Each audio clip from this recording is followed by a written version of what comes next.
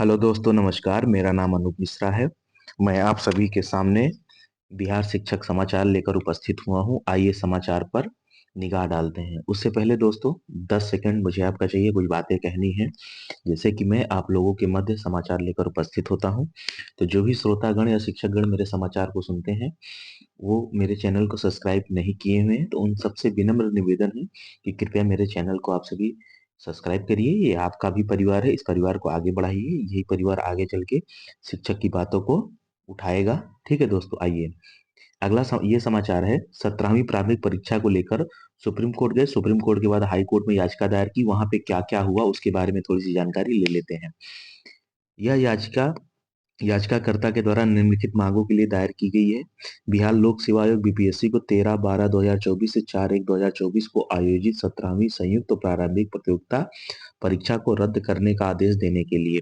BPSC को 13/12/2024 से 4/1/2024 को आयोजित प्रारंभिक परीक्षा के परिणाम घोषित करने से रोकने के लिए।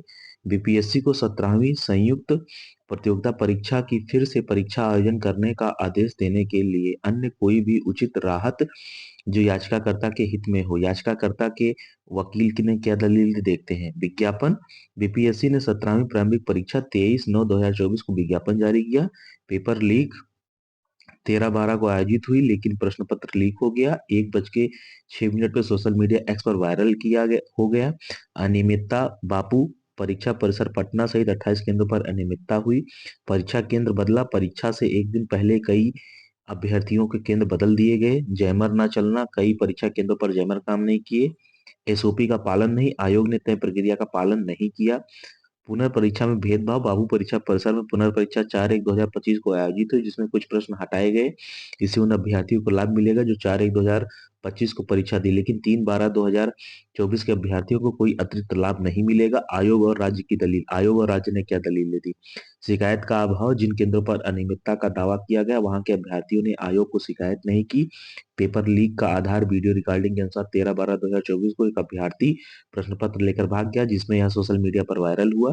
पुनर्परीक्षा का औचित्य। बाबू परीक्षा की परिसर की अनियमितता को देखते हुए पुनर्परीक्षा जरूरी थी। याचिकाकर्ता की स्थिति। याचिकाकर्ता संख्या 2 के अलावा अन्य किसी याचिकाकर्ता ने 13/12/2024 को 4/1/2025 की परीक्षा नहीं दी। अदालत का फैसला।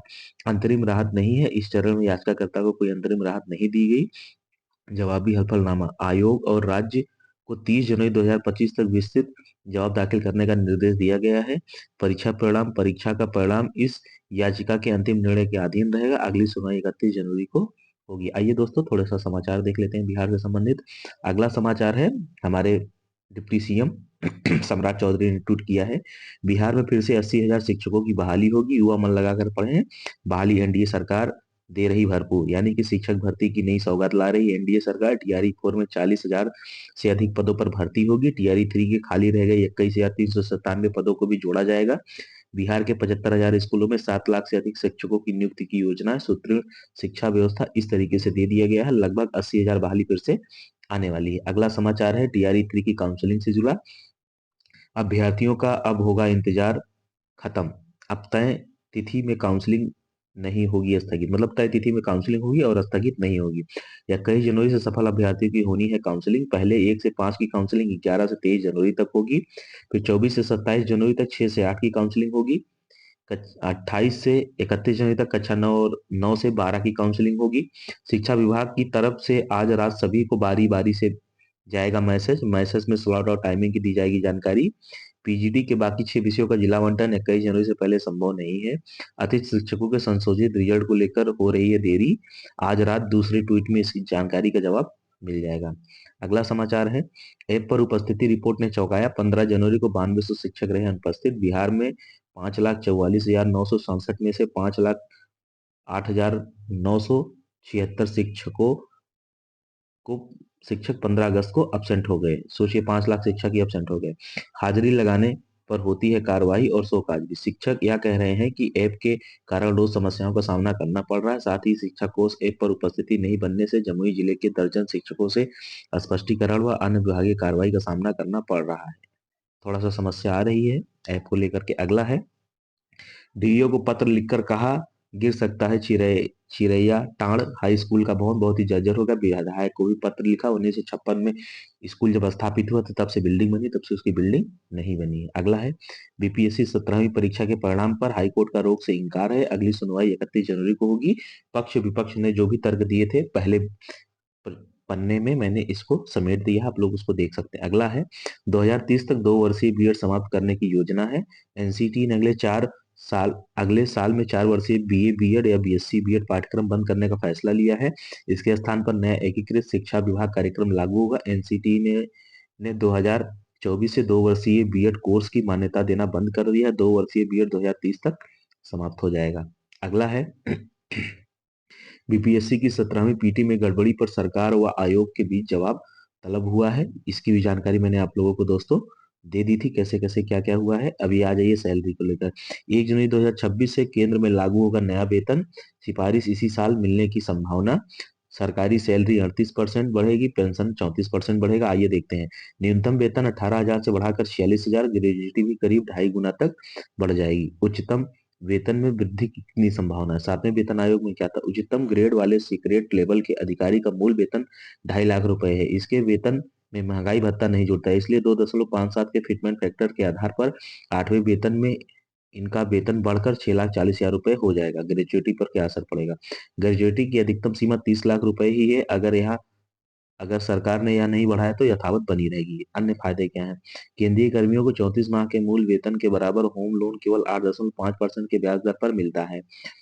छठे वेतनमान में यह लोन राशि 7.5 लाख थी, 7वें में 3.2 गुना से बढ़कर 25 लाख के करीब पहुंच जाएगी। 8वें वेतनमान में यह बढ़कर 80 लाख रुपए हो जाएगा। पेंशन की राशि में कैसे बढ़ोतरी होगी? छठे वेतनमान में पेंशन 14% और 7वें में 23.66% तक बढ़ी थी। इस फार्मूले के आधार पर इस बार पेंशन न्यूनतम 34% तक बढ़ेगी। उदाहरण से समझिए। एक रिटायर्ड आयकर अधिकारी, इसकी अंतिम बेसिक सैलरी 80,000 रुपए थी, पर इसे प्रति माह 40,000 रुपए पेंशन मिल रही। अंतिम बेसिक 80,000 पर 34% की बढ़ोतरी यानी 27,000 रुपए बढ़ जाएगा। यानी अब बेसिक पेंशन बढ़कर 40,000 प्लस 27,000 यानी कि 67,200 रुपए हो जाएगा। एक चीफ कमिश्नर के पद से रिटायर्ड अधिकारी का अंतिम बेसिक 2.5 लाख था, उन्हें पेंशन 1.25 लाख मिल रही है। 34% की बेसिक में न्यूनतम वृद्धि होने पर 85,000 रुपए बढ़ेगा। वृद्धि की गणना अंतिम बेसिक के आधार पर की जाती है, भले पेंशन 50% से कम हो। प्राइवेट जॉब वालों को बहुत ही कम लाभ मिलेगा। ठीक है दोस्तों, ये रहा सिफारिश। मसाल खिलाड़ियों का पंजीयन 22 जनवरी तक होगा, तो जहां जहां मसाल खिलाड़ियों का पंजीयन ना हुआ हो वो सभी मसाल खिलाड़ी अपना पंजीयन करा ले। अगला समाचार है 8वें वेतन आयोग के गठन को मंजूरी मिल गई है। सबसे पहले वेतन जो था 55 रुपए था, फिर 80 रुपए बढ़कर हुआ, फिर 185 रुपए हुआ, फिर 750 रुपए हुआ, फिर 2200, फिर 2550 हुआ, फिर 7,000 हुआ, 7,000 से सीधे 18,000 हुआ। अब लगभग 42,000 होने वाला है। दुगना हो सकता है कर्मचारियों का वेतन। पेंशन में भी इजाफे की जानकारी सरकार ने दी है। बैंक कर्मियों की भर्ती को लेकर कैलेंडर आ गया आईबीपीएस से। स्केल का में 27 जुलाई और 2 अगस्त और 3 अगस्त को परीक्षा है। ऑफिस असिस्टेंट का 30 अगस्त, 6 सितंबर और 6 सितंबर को है मुख्य एवं सिंगल परीक्षा। ऑफिसर स्केल का की परीक्षा 13 सितंबर को, ऑफिसर स्केल का और खा की 13 सितंबर को, ऑफिसर असिस्टेंट की 9 नवंबर को परीक्षा है।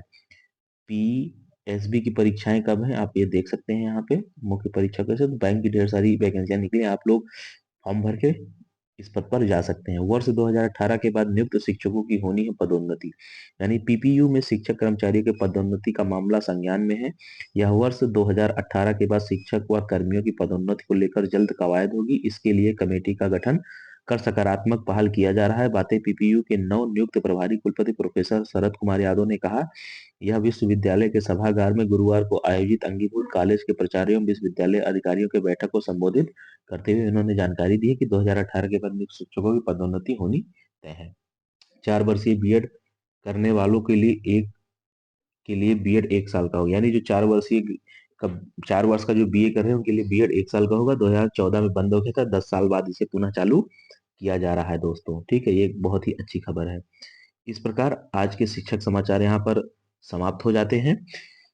और आप लोग को अगर मेरी जानकारी से संतुष्ट हो, जानकारी अच्छी लगी हो, तो ये आपका अपना चैनल है। कृपया आप लोग इस चैनल को सब्सक्राइब करके मुझे मोटिवेशन प्रदान करिए और मेहनत करने में थोड़ा सा मदद करिए दोस्तों। आप अपने से छोटों को प्यार दें, बड़ों का सम्मान करें और अपना व्यक्तित्व इस प्रकार विकसित करें कि महिलाएं समाज में सम्मानित और सुरक्षित महसूस करें। जय हिंद, जय भारत, जय बिहार।